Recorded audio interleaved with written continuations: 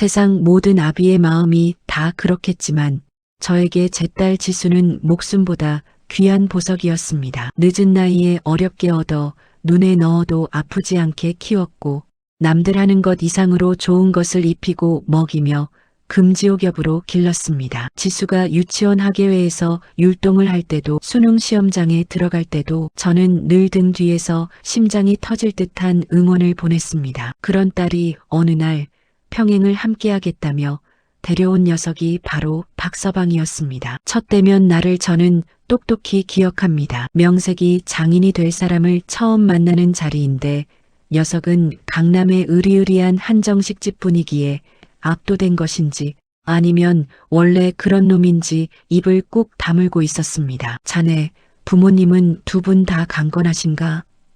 물으면 네, 건강하십니다. 직장은 어딜 다니나?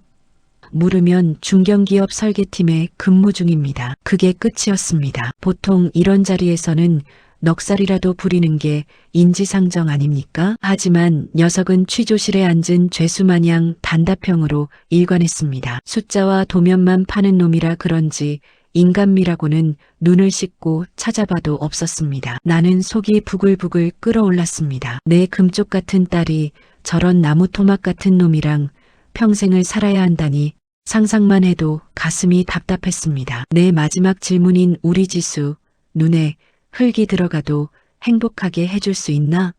라는 말에도 녀석은 그저 고개를 깊게 숙이며 노력하겠습니다. 라는 짧고 건조한 대답뿐이었습니다. 그 흔한 아부 섞인 말 한마디 아버님 걱정 마십시오.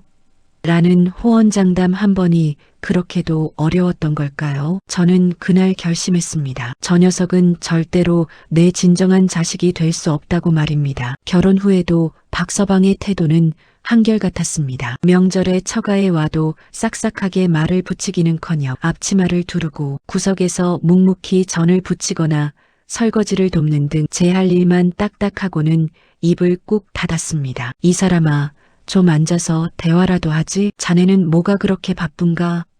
제가 한마디 던지면 녀석은 이것만 다 하고 앉겠습니다라며 벽을 쳤습니다. 저는 대놓고 서운함을 표현했습니다. 사위도 자식이라는데 어쩌면 저렇게 정이 머리털만큼도 없을까 싶어 밤마다 아내에게 사위 흉을 보며 분통을 터뜨렸습니다. 여보, 저 박서방 말이야. 사람이 아니라 무슨 설계도면 같지 않아? 우리 지수가 저런 놈이랑 사느라 얼마나 외롭겠어. 내가 저놈 뒷모습만 봐도 혈압이 올라서 못 살겠어. 아내는 성실하면 됐다고 저를 달랬지만 제 눈엔 그저 무정한 놈, 감정이 메마른 로봇으로만 보였습니다. 녀석의 듬직한 뒷모습 하나 믿고 딸을 맡겼지만 내 마음속 깊은 곳에선 늘 녀석을 밀어내고 욕하고 있었습니다. 박서방이 가져오는 명절 선물도 그가 가끔 보내는 짧은 문자도 제게는 그저 형식적인 절차로만 느껴졌습니다. 그러던 어느 날 평화롭던 내 삶에 거대한 해일이 닥쳤습니다. 평생 건강만큼은 자신 있었고 감기 한 번 안 걸리던 저였는데 어느 날 아침부터 소변이 나오지 않고 온몸이 풍선처럼 부풀어 오르기 시작했습니다. 숨이 가빠오고 의식이 흐릿해진 채 응급실로 실려 가자마자 받은 진단은 급성 심부전증이었습니다. 정말 죽음의 문턱까지 갔던 갑작스러운 발병이었습니다. 신장 기능이 완전히 멈춰 당장 투석을 하지 않으면 생명이 위험하다는 경고가 떨어졌고 저는 중환자실과 일반 병실을 오가며 몇 주간 입원해 매일같이 고통스러운 투석 바늘을 견뎌야 했습니다. 팔에는 굵은 바늘 자국이 멍처럼 남았고 투석기가 돌아가는 소리는 마치 내 생명의 모래시계가 줄어드는 소리처럼 들렸습니다. 하얀 천장만 바라보며 죽음의 공포와 싸우는 나날들 속에 딸 지수와 아내는 지극정성으로 곁을 지켰습니다. 지수는 매일 밤 내 손을 잡고 울었고 아내는 수척해진 얼굴로 제 병수발을 들었습니다. 그런데 정작 사위놈 박서방의 모습은 그림자도 보이지 않았습니다. 하루가 지나고 일주일이 지나고 2주가 다 되어가는데도 문자 한 통, 전화 한 통 없었습니다. 지수야, 박서방은 대체 뭐 하길래 장인이 사경을 헤매는데 코빼기도 안 비치니 직장일이 내 목숨보다 중요하단 말이냐? 딸은 오빠가 큰 프로젝트 마감 때문에 사무실에서 숙식하며 바쁘게 지낸다며 변명했지만 저는 믿지 않았습니다. 서운함은 배신감으로 그리고 도끼 서린 분노로 변했습니다. 장인이 사경을 헤매는데 병문안 한 번 안 오는 저런 나쁜 놈한테 딸을 맡겼다니 병실에 누워 녀석을 향해 온갖 험한 욕을 내뱉었습니다. 입 밖으로 차마 담지 못할 말들까지 쏟아내며 그를 원망하고 또 원망했습니다. 제 분노는 병마보다 더 깊게 제 심장을 갉아먹었습니다. 다행히 고비를 넘기고 상태가 조금씩 호전되어 퇴원 이야기가 나오기 시작했습니다. 하지만 이제는 분노보다 현실적인 돈 문제가 머릿속을 채웠습니다. 대학병원의 수술비, 1인실 입원비, 그리고 매일 이어진 고강도 투석비까지 중산층인 우리 가족에게는 평생 모은 적금을 다 깨야 할 거금이었습니다. 아내에게 물어봐도 아내는 걱정 마요. 다 해결됐으니까라며 말을 아꼈습니다. 더 불안해진 저는 복도를 지나가던 담당 간호사를 붙잡고 물었습니다. 저기 제 병원비가 대충 얼마나 나왔나요? 제가 직접 확인해야 마음이 편할 것 같아서요. 간호사가 차트를 유심히 보더니 답했습니다.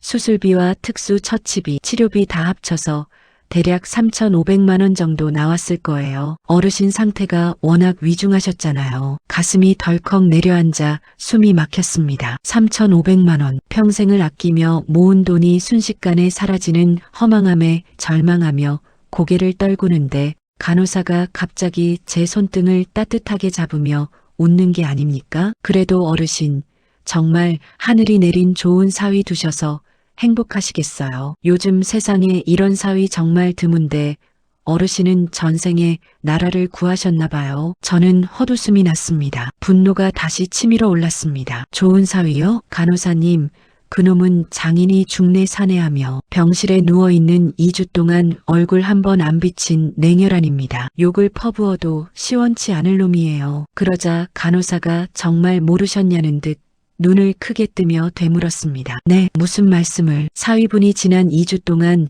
매일 새벽 4시에 오셨잖아요. 어르신 주무실 때 몰래 들어와서 땀범벅이 된 얼굴로 1시간씩 어르신 손잡고 기도하고 눈물 훔치고 가셨는데, 그리고 며칠 전에는 퇴원 결정, 나기도 전에 병원비 잔금 3천만 원을 일시불로 전부 대납하고 가셨어요. 머리를 거대한 해머로 얻어맞은 것 같은 충격에 정신이 아득해졌습니다. 저는 당장 딸 지수를 병실로 불러 추궁했습니다. 지수는 처음엔 입술을 깨물며 버티더니 결국 제 무릎에 얼굴을 묻고 오열하며 모든 진실을 털어놓았습니다. 알고 보니 그 무뚝뚝한 녀석은 내 병원비 소식을 듣자마자 자신이 목숨처럼 아끼던 외제차를 중고시장에 내놓았습니다. 녀석이 설계팀에 입사해 5년 동안 한 푼 두 푼 모아 산 유일한 취미이자 자랑거리였던 차였습니다. 하지만 금매로 내놓다 보니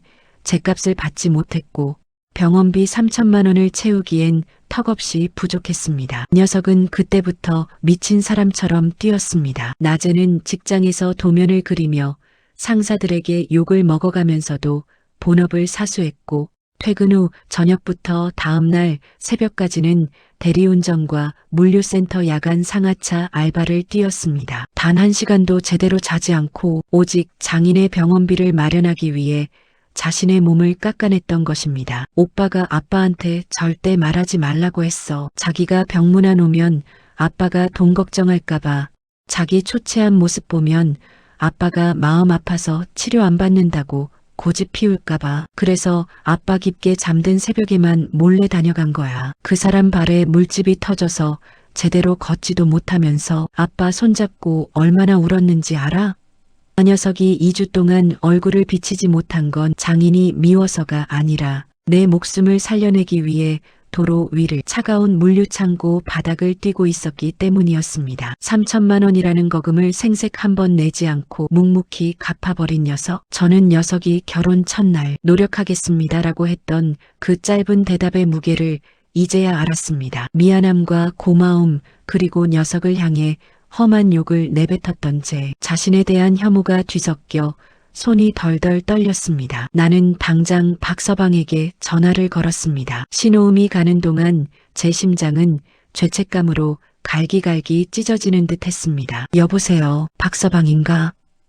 수화기 너머로 들려오는 녀석의 목소리는 너무나 지쳐 있었고 갈라져 있었습니다. 자네, 이 바보 같은 사람아, 이 미련한 놈아, 병원비 자네가 다 냈다면서, 아니 왜 말을 안 했나? 이 못난 장인이 자네 진심도 모르고 병상에서 자네 욕만 했는데. 수화기 너머로 잠시 정적이 흐르더니 녀석이 평소처럼 담담하게 대답했습니다. 장인어른, 뭐 별거라고요. 돈이야 다시 벌면 그만이지만 지수 아버님은 세상에 한 분뿐이시잖아요. 어서 건강하게 퇴원만 해주십시오. 그거면 됐습니다. 그 투박한 한마디에 저는 병실이 떠나가라 엉엉 울음을 터뜨렸습니다. 녀석은 화려한 말로 저를 기쁘게 하지는 못했지만 자신의 젊음과 삶을 깎아 저를 지탱하고 있었습니다. 세상에서 가장 화려한 수식어보다 묵직한 행동으로, 얄팍한 입술보다 깊은 진심으로 녀석은 이미 내 진짜 아들이 되어 있었습니다. 퇴원하는 날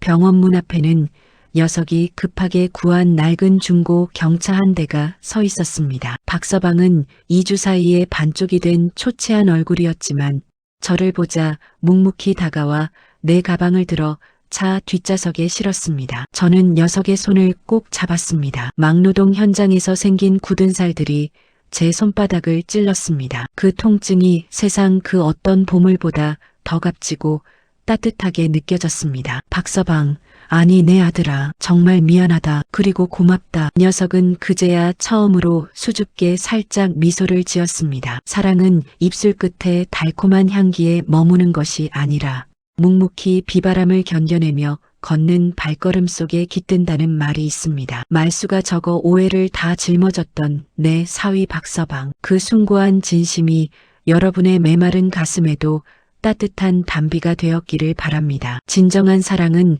화려한 포장지가 아니라 가장 추운 날 나에게 아무 말 없이 건네주는 낡은 외투 같은 것입니다. 저는 이 낡고 투박한 외투 덕분에 남은 생을 세상에서 가장 따뜻하고 행복한 장인으로 살아가려 합니다. 이 이야기가 당신의 심장을 울렸다면 화면을 2번 툭툭 눌러 뜨거운 공감을 표현해 주세요. 여러분의 작은 공감이 세상의 모든 무뚝뚝한 사위들에게 큰 힘이 됩니다. 그리고 구독과 팔로우를 눌러주시면 우리 주변의 눈물 나게 아름다운 실화들을 매일 들려드리겠습니다. 여러분의 댓글은 세상을 더 따뜻하게 적시는 영상 제작에 정말 큰 힘이 됩니다. 지금 바로 이 영상을 소중한 가족에게 공유하며 너의 진심을 이제야 알 것 같다라는 말을 대신 전해보는 건 어떨까요? 여러분의 오늘이 오해의 벽을 허무는 기적의 하루가 되기를 진심으로 응원합니다. 시청해주셔서 감사합니다.